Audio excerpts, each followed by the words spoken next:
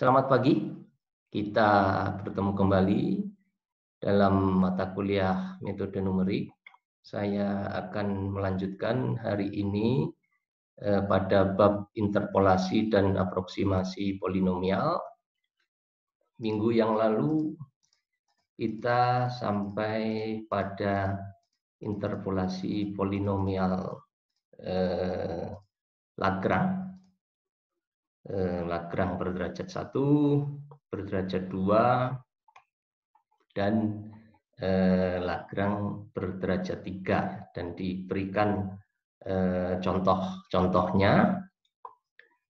Pada hari ini saya akan melanjutkan dengan polinomial Dirac-Taylor.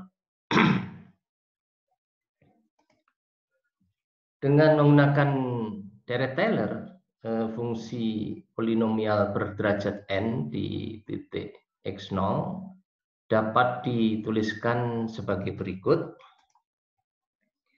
Pn artinya polinomial berderajat n paling tinggi sama dengan fx0 ditambah f aksen x0 atau turunan pertama f terhadap x pada x0 dikalikan dengan x min x0 ditambah f double aksen atau turunan kedua f pada x0 dikalikan x min x0 atau delta x kuadrat dibagi dengan 2 faktorial ditambah titik tergantung nanti berderajat berapa paling tingginya. Kalau berderajat 2 ya sampai di sini saja, sampai turunan kedua. Kalau berderajat 3 atau kubik nanti sampai turunan ketiga.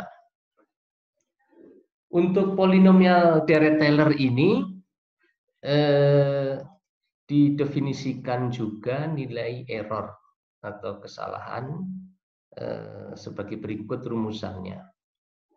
Jadi selisih antara pendekatan dengan polinomial Taylor dengan fungsinya yaitu Pnx min Fx sama dengan Rnx, error dari polinomial Taylor berderajat n, sama dengan Fn plus 1. Fn plus 1 ini apa? Satu turunan lebih tinggi dari fungsi Dirac-Taylor yang digunakan untuk mendekati fungsi di satu titik x0. Jadi kalau polinomial Pn-nya adalah berderajat 3, Fn plus 1 artinya turunan keempat dari polinomial tadi.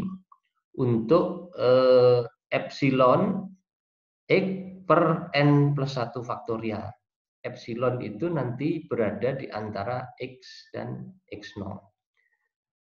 Fn plus 1 epsilon x per n plus 1 faktorial kali x min x0 pangkat n plus 1. Nanti kita lebih mudah memahaminya bila kita sudah mengerjakan satu contoh soal. Oke, jadi Fn plus 1 adalah turunan ke n plus 1 dan epsilon x berada di antara x dan x0.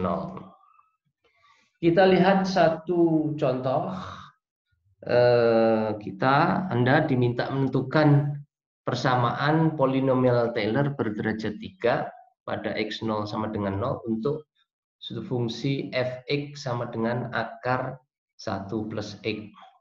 Kemudian polinomial yang Anda peroleh diminta untuk digunakan menghitung nilai integral dari 0 sampai 0,1 1 plus x pangkat setengah dx atau akar 1 plus x dx. Serta tentukan harga errornya. Sebagaimana di bagian awal bab ini disampaikan bahwa salah satu fungsi interpolasi polinomial ini adalah mendekati suatu fungsi yang nanti kita ingin menentukan integralnya. Yang secara analitik nanti sulit diintegrasi. Ketika kita sudah tentukan fungsi interpolasi polinomialnya, maka lebih mudah kita mengintegrasi karena pada dasarnya integral dari x pangkat n dx kan sama dengan 1/n N plus 1 X pangkat N plus 1. Tinggal ditentukan saja kalau integral tertentu ya dari berapa sampai berapa. Baik, kita kembali ke soal. Fungsinya fx sama dengan 1 plus x pangkat setengah atau sama dengan akar 1 plus x.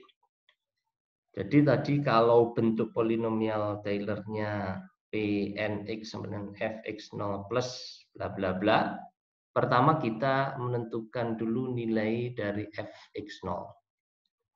Nah, tadi diminta berderajat 3 ya. Artinya nanti kita tentukan fx0 turunan f, turunan pertama, turunan kedua, dan turunan ketiga karena berderajat 3. Jadi n tertingginya di sini adalah 3. Baik, kita tentukan nilai dari fx0 ya di sini pada x0-nya sama dengan 0 ya, pada x-nya sama dengan 0. Jadi untuk x sama dengan 0, nilai fx sama dengan 1 plus 0 pangkat setengah atau akar 1 sama dengan 1. Kemudian selanjutnya kita tentukan turunan pertama x, f aksen x sama dengan setengah 1 plus x setengah min 1. Jadi sama dengan setengah 1 plus x pangkat min setengah. Kalau diberikan lagi nanti ya setengah 1/2 akar 2 kali akar 1 plus x. Sehingga nilai dari f aksen 0 sama dengan setengah 1 plus 0 pangkat min setengah. Nilainya setengah. Ya. Terus selanjutnya kita tentukan nilai f double aksen x dan f triple aksen x, serta untuk menentukan harga errornya nanti kita juga perlu menentukan turunan keempatnya.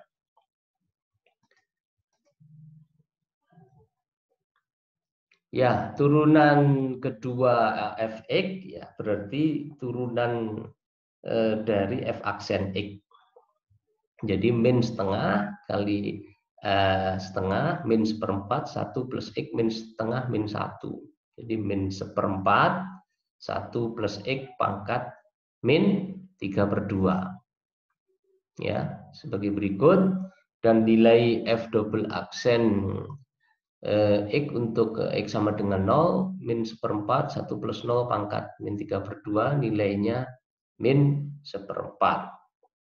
Kemudian turunan ketiganya min 3/2 kali min seperempat 3/8, 1 plus x pangkat min 3/2 dikurangi 1 min 5/2, sehingga nilai dari f triple aksen untuk x sama dengan 0 sama dengan 3/8, 1 plus 0 pangkat min 5/2 sama dengan 3/8.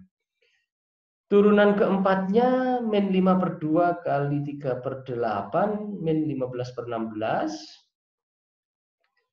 kali 1 plus x pangkat min 7/2, dan harga turunan keempat untuk epsilon kita masukkan x-nya epsilon, jadi min 15/16, 1 plus epsilonnya 0 ya, hasilnya adalah min 15/16. Maaf, ini perlu dikoreksi, min 15/16.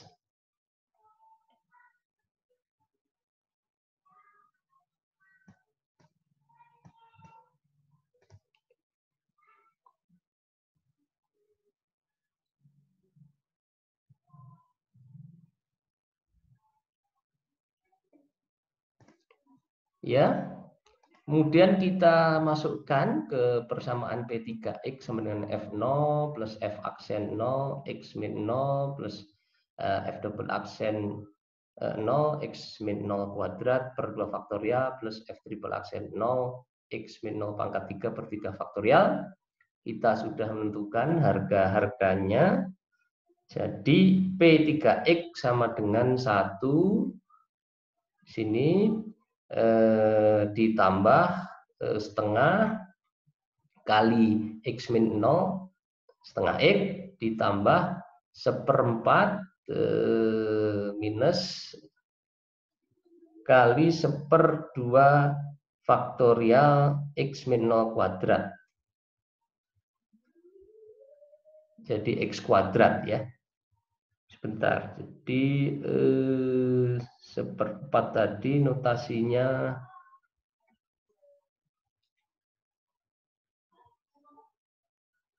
notasinya minus ya di sini ya. Jadi apa tadi setengah kali min setengah toh. Jadi min setengah kali setengah. Jadi oh maaf, di sini hasilnya setengah ya. Jadi sudah betul setengah X plus yang di sini ya. Yang di sini min 1/4. Jadi ini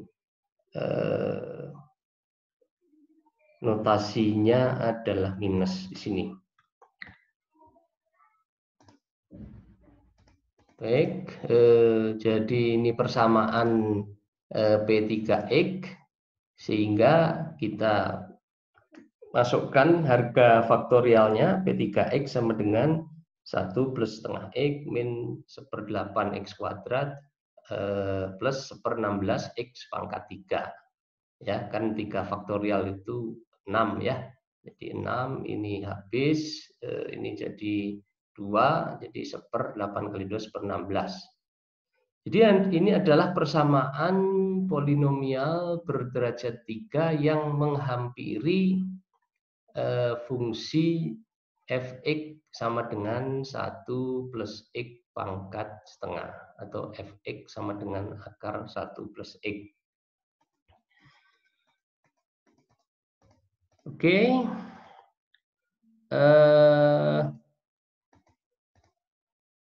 Selanjutnya tadi diminta menggunakan fungsi polinomial Taylor yang diperoleh untuk menghitung harga integral 0 sampai 0,1 fx dx atau 1 plus x pangkat setengah dx.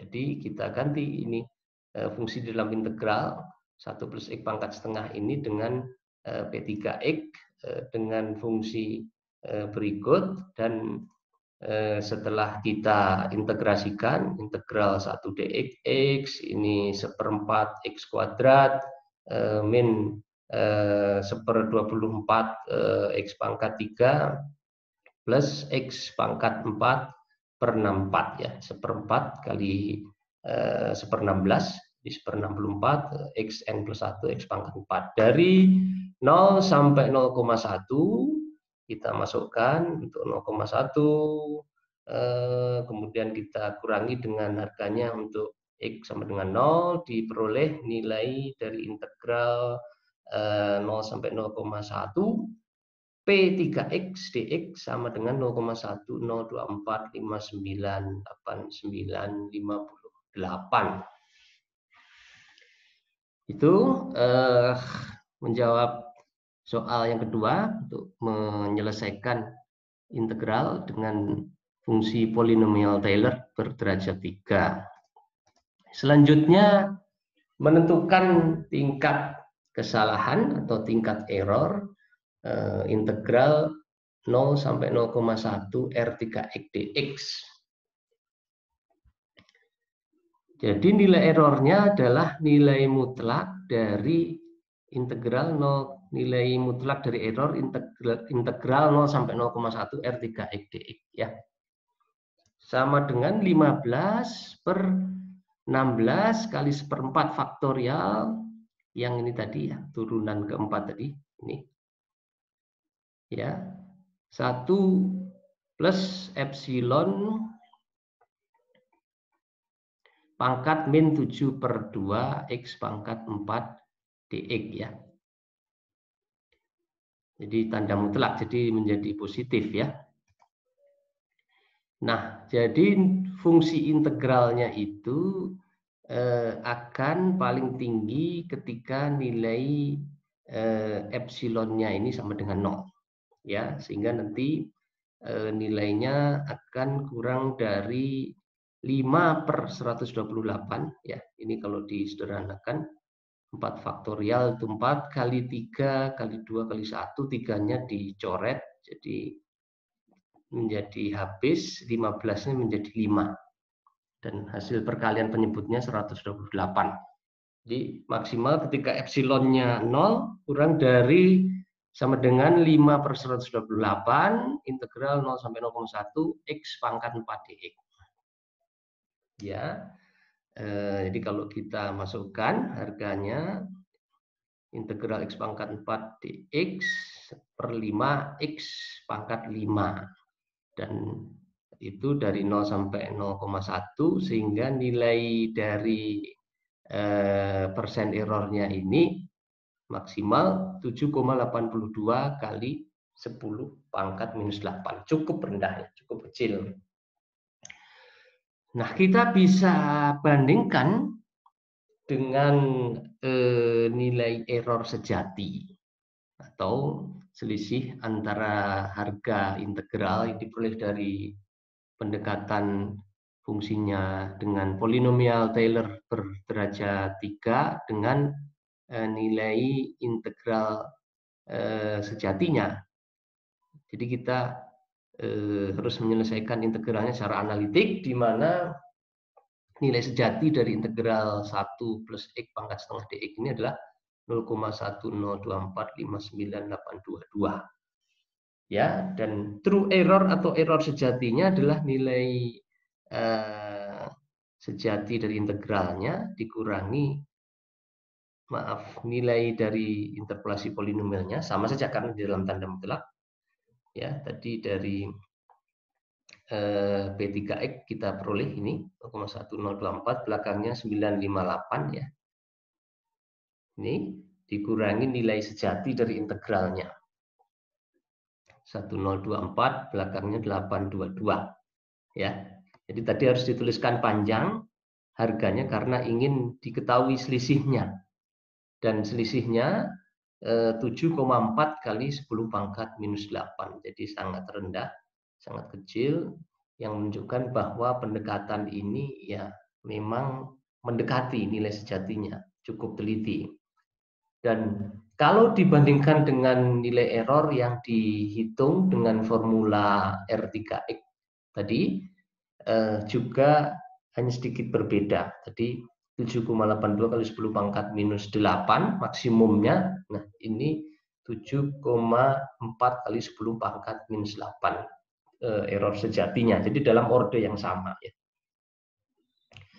Baik, itu mengenai interpolasi polinomial Taylor. Pada dasarnya kita menggunakan persamaan deret Taylor di satu titik ya.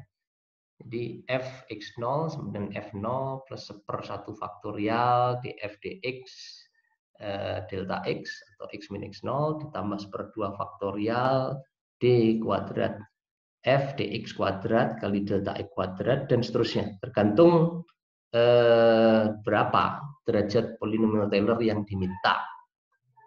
Ya, jadi yang harus kita hitung adalah nilai dari f0 untuk x0 ya, nilai dari turunan pertamanya dikalikan nanti 1/1 faktorial delta x, turunan kedua dan seterusnya sesuai dengan derajat dari polinomial Taylor yang ingin ditentukan. Polinomial Taylor dengan derajat tertentu yang ingin ditentukan. Baik, polinomial Taylor merupakan bagian yang paling akhir dari bab mengenai interpolasi polinomial ini. Pada slide berikut diberikan PR untuk Anda.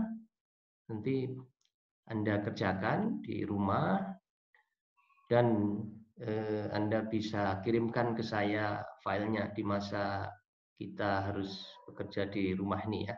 Jadi silahkan saja nanti boleh, tapi harus ditulis tangan ya, ditulis tangan, difoto dan di WA-kan kepada saya.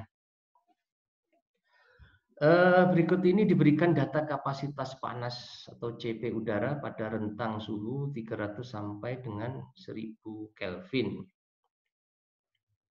Jadi yang di atas itu data CP-nya ya. 1,005, 1,013, 1,029 dan seterusnya. Di bawah adalah suhunya ya, suhu 300, 400 sampai dengan 1000. Anda diminta yang pertama menentukan harga CP udara pada suhu 750 Kelvin dengan polinomial kubik. Jadi bentuk polinomial kubik secara umum ya, sudah dibahas di kuliah yang lalu. Jadi untuk polinomial kubik ini Anda perlu 4 titik ya. Perlu 4 titik, persamaan pangkat paling tingginya adalah pangkat 3. Nah, karena ini berada di antara 700 dan 800, Anda bisa gunakan datanya ya, data pada 600, 700, 800, 900. Itu yang pertama. Yang kedua, memperkirakan harga CP udara dengan polinomial Lagrange berderajat 3 pada suhu yang sama, yaitu 750.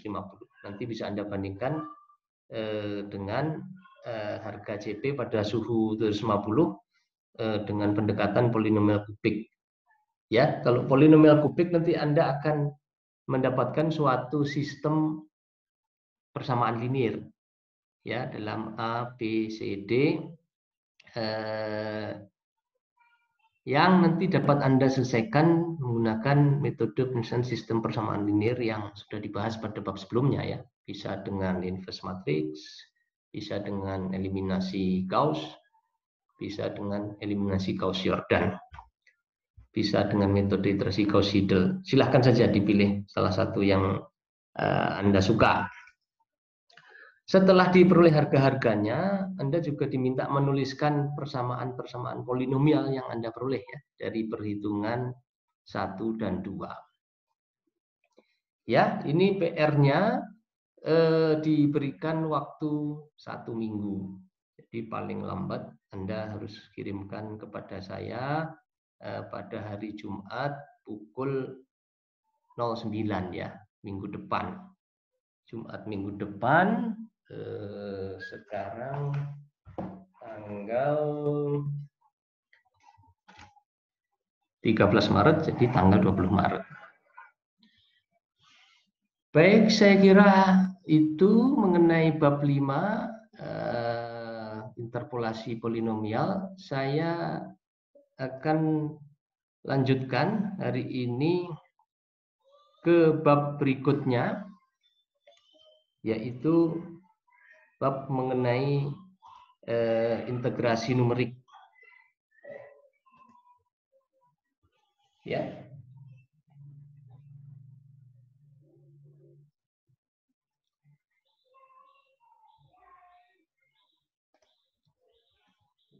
Integrasi numerik ini kita perlukan untuk khususnya fungsi-fungsi integral yang berbentuk rumit. Ya. Kemudian juga untuk suatu fungsi X yang tidak diketahui secara eksplisit. Sebagai contoh tadi kan diberikan data kapasitas panas tadi ya. Nah, ketika data itu membentuk suatu luasan di bawah kurva, maka ya penyelesaian nilai integralnya secara numerik. Jadi kita mempunyai nilai fx untuk berbagai harga x. Itu integrasi numerik diperlukan. Metode integrasi numerik secara umum dibedakan menjadi metode segmentasi dan metode Newton-Cotes. Nanti akan kita bahas satu persatu. Pada dasarnya kalau metode segmentasi, nilai integralnya itu merupakan nilai luas di bawah kurva, nilai luas dari n buah segmen. Oke, nah sementara kalau metode Newton-Cotes, nilai integralnya itu, nilai integral tertentunya ditentukan dari persamaan fx dalam integral yang didekati dengan suatu persamaan interpolasi polinomial. Kita mulai dengan metode segmentasi. Prinsip dasar metode segmentasi, luas daerah integrasi antara A dan B, ya, A sama dengan X0 dan B sama dengan Xn ini dihampiri sebagai luas N buah segmen. Jadi luas segmen pertama dari X0 sampai X1 ditambah luas segmen kedua dari X1 sampai X2, segmen ketiga, dan seterusnya sampai segmen terakhir dari Xn-1 sampai Xn sama dengan B. Ya, jadi ini adalah fungsi Y sama dengan Fx. Nah, nilai integral Fx dx di antara A sama dengan X0 dan B sama dengan Xn sama dengan luas di bawah kurva Y sama dengan Fx dari X sama dengan X0 hingga X sama dengan Xn. Jadi setiap X itu mempunyai nilai Fx ya. Untuk R sama dengan 0, XR-nya X0 nilai dari Fr sama dengan F0 ya. Atau ini bisa kita ganti I, XI, FI dan seterusnya. Untuk R sama dengan 1, X1 sama dengan F1 sampai N-1 dan N. Untuk N sama dengan N-1 ya, nilai F-nya sebenarnya Fn-1, untuk N ya sama dengan Fn.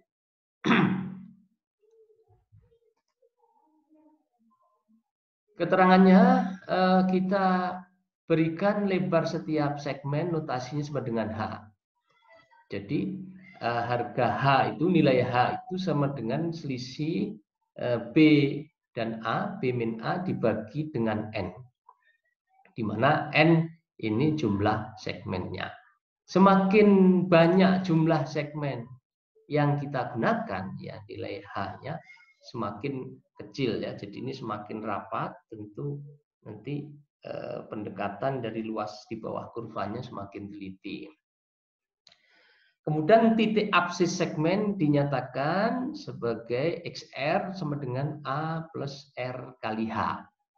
Ya, jadi untuk XR pertama X1 ya X0, A kan sama dengan X0 ditambah R kali H, 1 R-nya kali H, lebar segmennya, sampai R-nya N ya. Jadi nilai fungsi pada titik absis tertentu ya nilai dari Fx-nya.